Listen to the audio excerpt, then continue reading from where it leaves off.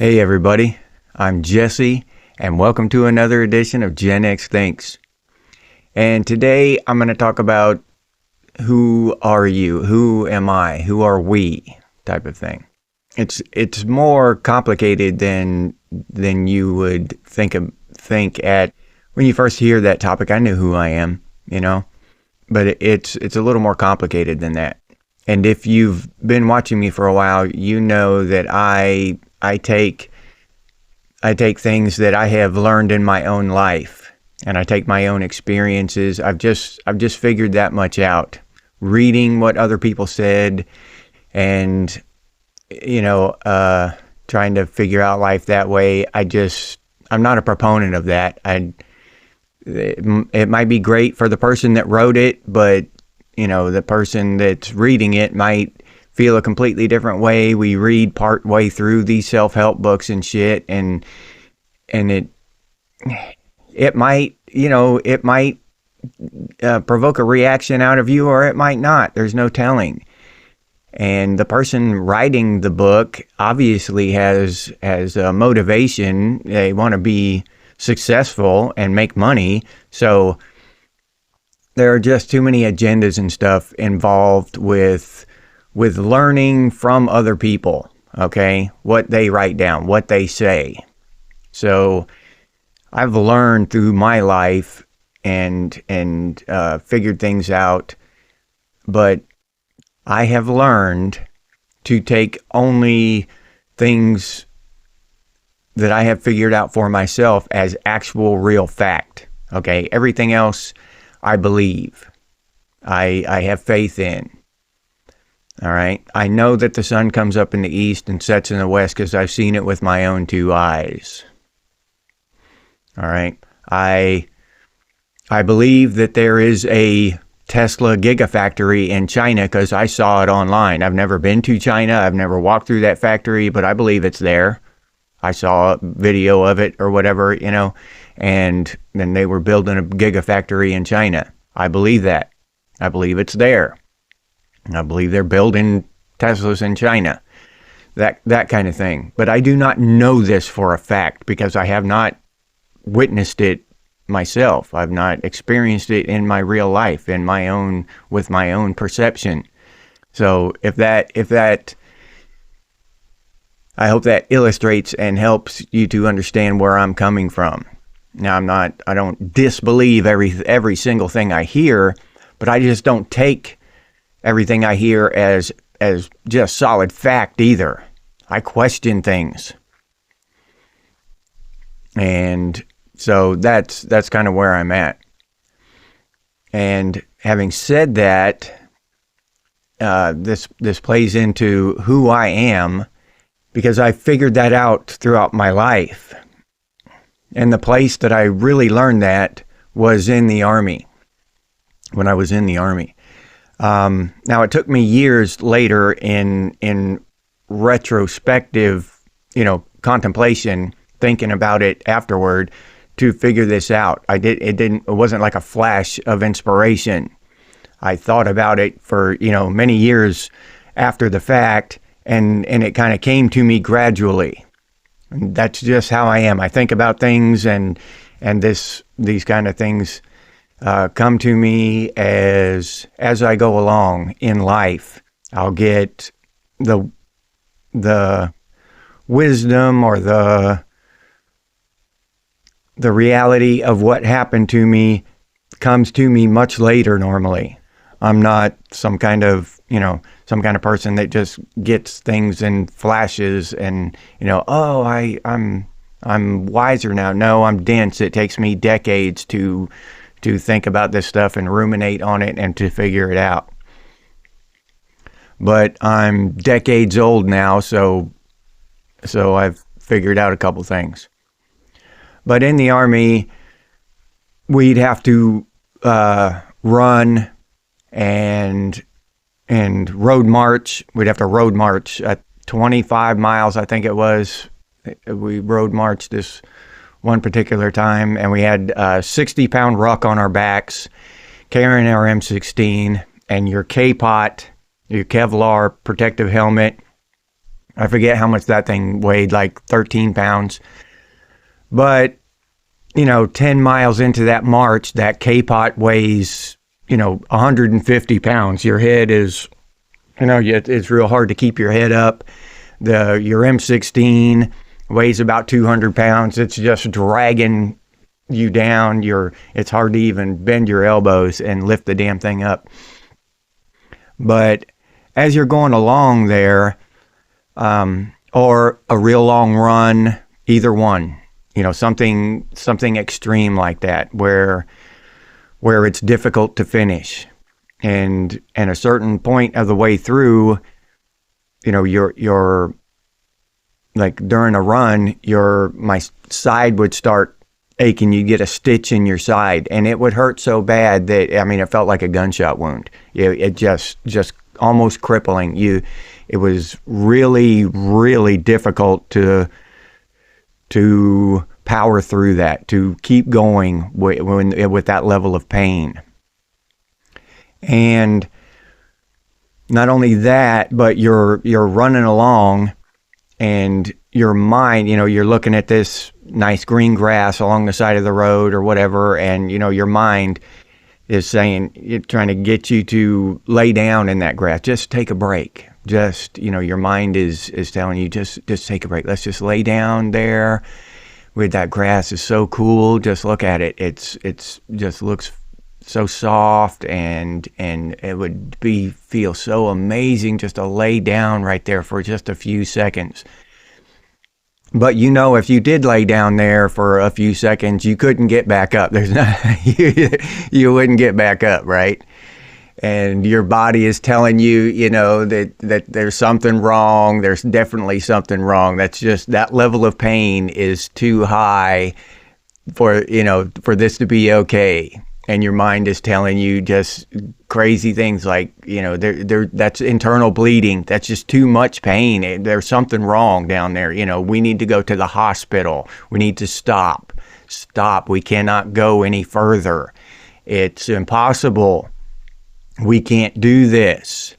This is, we're killing ourselves. This is bad. This is what your mind is saying, and your body is just throwing all these pain responses at you, and you're almost blinded by the pain, and you're arguing with your mind. And that's my point, because you argue with your mind. You're like, no, I don't know how many of you people out there in the audience watching this, I don't know how many of you have done long distance runs or have been in the military and gone to that, puts your body to that point of breaking, where your body says, we can't do this anymore. This is it. This is the stopping point here. We can't do this. There's no more. We don't have any more. I'm sorry. This is it. You've taken us to our limit. And your mind too. Your mind is saying, that's it. It's just obvious. This is the stopping point. We can't go any further. Okay. So those of you who have done that understand what I'm talking about. But those of you who may not have ever done that in your life, you'll have a difficult time understanding where I'm coming from. But at that time, there's a glaring difference, and you exert your will. You are will. You realize you are will. You are not your mind, because you're arguing with your mind. No, we're not going to stop. This isn't, I'm not, I didn't come here to stop. I didn't come here to break. I didn't come here to give up. You're going to shut up and keep going. And you put one foot and the next foot in front of the other, and you keep doing that. And you're arguing with your mind, and you're fighting against your body. You are your will. Okay, your mind is separate. Your mind is an outside thing chattering at you, trying to get you to stop, right? Your mind is conditioned. Your mind is brainwashed. Your mind is indoctrinated into these things, right? Your mind is an animal. It's an animal mind. Think about like a lion. A lion will go chase down a deer, eat it, and then go lay in the sun. A lion doesn't, run 30 miles just for fun or something like that. You know what I mean? Doesn't push itself to that extreme past where it's supposed to go naturally. Humans do that because we are more than just that animal mind, okay? We are will. We can will ourselves past that animal part of our brain, of our body. And that's that in that extreme situation, you see that you can see that part where your mind is separate from you. It's really weird, but it's true. Your mind is not you.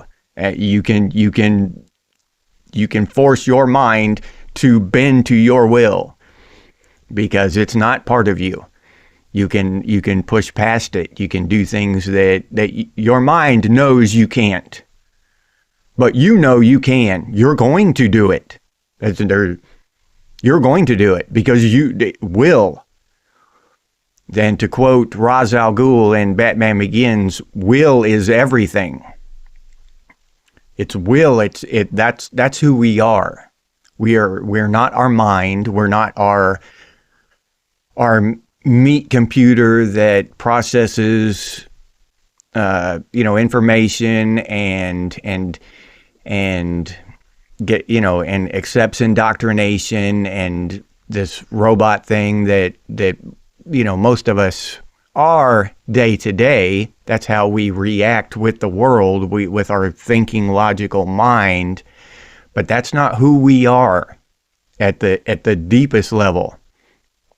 But for some reason, I don't know why exactly. I have my theories and stuff, but I don't know why exactly we use that animal mind in our day-to-day routines. Why we think with that mind, why we go through that mind to interact with the world. It's kind of it's a weird thing when you think about it. When you use your animal mind to think about it, it's weird. But that's really the only time that I've ever had that opportunity to be removed from my thinking mind and witness it as a separate thing inside me. I'm me, and I'm listening to my mind just chatter all this stuff. But I'm outside it. Just like my body was sending all this pain and telling me that there was something seriously wrong. I was injured. There was, I needed to go to a doctor. That's the level of pain I was in. But I knew that my mind and my body were just trying to give up. I knew that I could go further. I knew that I was stronger than those two things. Those two things weren't in control. I was. And I pushed past that. And I'm not talking about, don't take that as bragging like I was never some kind of Olympic distance runner or anything. I was in the middle of the pack. You know what I'm saying? I wasn't some kind of super soldier or anything. I was just an average Joe. I had a smart mouth, and I'd piss off a lot of my NCOs and cause trouble. But I had several of those type of experiences while I was in the Army. But those experiences really taught me who I was at the most basic level. So we're something. You can call it a spirit, a soul, a consciousness, will, whatever you want, but that is definitely separate from the mind and the body. I have witnessed it myself, and you have to push yourself past a point where your mind and your body rebel against what you're doing. That's the thing. You have to push yourself that far to where your mind and your body just say, no, no more, we can't do this, you know, and then you realize it. Now, I'm sure that a lot of people have pushed themselves that far, but didn't gain that insight, did not gain that clarity, didn't see that, because it's not a really obvious thing when you're going through it. I mean, you know, you have to realize that you are looking at those things. And when you're in that level of pain and stuff, that's not really obvious at that point. You have to reflect on it afterwards, because when you're actually in it, just taking the next step is all you can do. You can't, you don't have time to think about all this other stuff that's going on in your mind. You're concentrating on bending your body to your will and taking that next step. You don't have a lot of free space in your head to do all this, philosophical reflection and all that. That comes later. So, but if you can, there might be, I don't know, I've never meditated, never done it. Maybe in meditation you can get that. I've heard stuff about that you can see that. You can take that separation and just listen to your mind and watch it and kind of observe it going through like a tape recorder or something, just that chatter. You can witness and observe that chatter. So meditation might be a way to accomplish that same thing that I accomplished through just brute endurance, that we do in the Army, just that forcing of your body and your mind to the end of their rope. You just, when they give up, and then that all that's left to power you is you. There's nothing left, because your mind and your body have waved the white flag. They're done. So the only thing left to power you forward is you, your will, whatever that spark is inside you that actually in control. Because your mind and your body are not when you don't want to, not when you decide to take control. You can. I know it. I've done it. And everybody no, I don't want to say everybody, but most people with military experience have done it, whether they realize it or not. So we are more than the meat. We're more than the organic computer that's processing information. We're will, we're consciousness, whatever you want to call it, whatever your flavor of idea is. I know this because I've done it, because I've experienced it myself. That's how I know. I didn't read it out of some book that some philosopher told me this. I didn't, one of those self-help gurus that get you to walk on coals and shit like that. I didn't go through any of that shit. I did this shit myself. And that's how I know. And I can speak confidently about this because I've done it myself. And you can take my words the same way that I take the guru's words, you know what I mean? It doesn't mean shit. But you can take my words as inspiration to think.